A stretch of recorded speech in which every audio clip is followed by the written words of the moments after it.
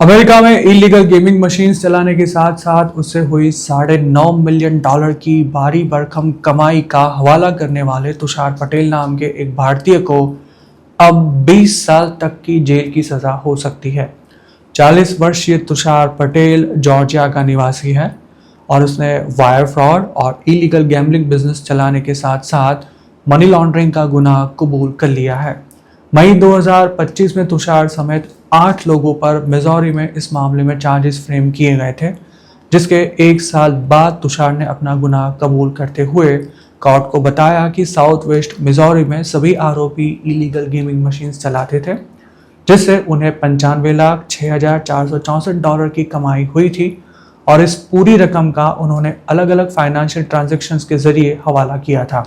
Department of justice के अनुसार तुषार पटेल भारतीय नागरिक है, जिसका मतलब यह है कि सजा पूरी होने के बाद उसे डिपोर्ट भी किया जा सकता है। तुषार जिस अवैध धंधे से जुड़ा हुआ था वह जुलाई 2022 से मार्च 2024 तक चलाया गया था।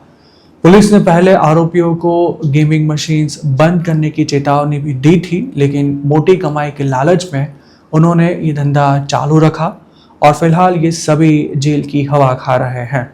जस्टिस डिपार्टमेंट के मुताबिक तुषार पटेल ने जो 3 अपराध कबूल किए हैं, उन सभी में कुल मिलाकर अधिकतम 45 साल की सज़ा हो सकती है। हालांकि जुर्म कबूल लेने के कारण उसे सज़ा में मामूली राहत मिलने की भी संभावना है। तुषार से पहले इसी केस से जुड़े राहुल पटेल नाम के एक अन्य आरोपी ने भी पिछले महीने ही अपना जुर्म कबूल किया था। राहुल पटेल अमेरिका में इलीगली रह रहा था, जबकि भारतीय नागरिक बताए गए तुषार का स्टेटस लीगल था या इलीगल ये कंफर्म नहीं हो पाया है।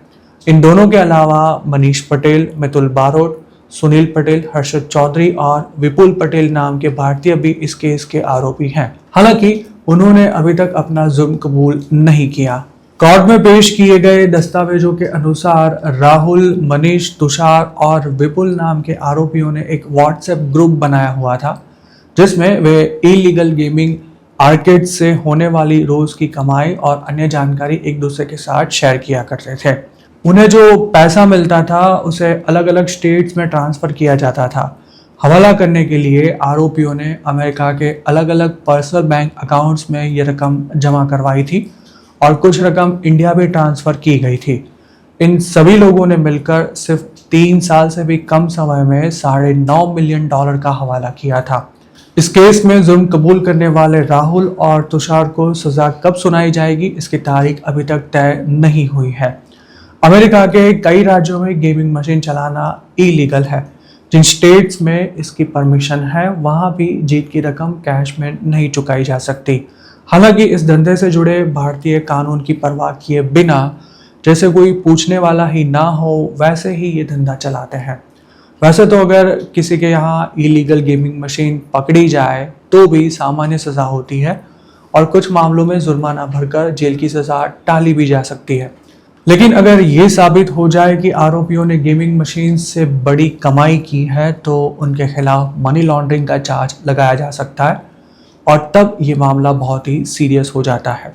ज़्यादातर केस में इलीगल गेमिंग मशीन चलाने वाले को 3 से 6 महीने से ज़्यादा सज़ा नहीं होती, लेकिन मनी लॉन्ड्रिंग का चार्ज अगर कोर्ट में साबित हो जाए तो 20 साल तक की जेल की सजा हो सकती है। अमेरिका की पुलिस किसी भी लोकेशन पर चल रहे इलीगल गेमिंग मशीन्स पर रेड करने से पहले अंडरकवर इन्वेस्टिगेशन करके पक्के सबूत जुटा लेती है। राहुल और तुषार पटेल के केस की ही बात करें तो वहां छापा मारने से पहले पुलिस ने अंडरकवर एजेंट्स को उनके आर्केड्स पर भेजा था। एजेंट्स ने वहां पर जिन नंबरों के करेंसी नोट्स दिए थे उन्हें छापे के दौरान बरामद किया गया था और कोर्ट ने उसे सबूत माना भी था। इसके अलावा ऐसा बिजनेस कब खुलता है, कब बंद होता है, कितने लोग वहां पर काम करते हैं, रोजाना कितने लोगों का आना जाना रहता है और कितने डॉलर का बिजनेस है, इन सब की जानकारी भी रेड करने से पहले जुटा ली जाती है। ज़्यादातर मामलों में अगर किसी बिजनेस पर इलीगल गेमिंग मशीन चलाने की जानकारी मिलती है तो पहले उसे बंद कराने की चेतावनी दी जाती है। इसके बावजूद अगर मालिक धंधा चालू रखे तो रेड करके गेमिंग मशीन जब्त करने के साथ साथ बिजनेस को भी सील किया जा सकता है।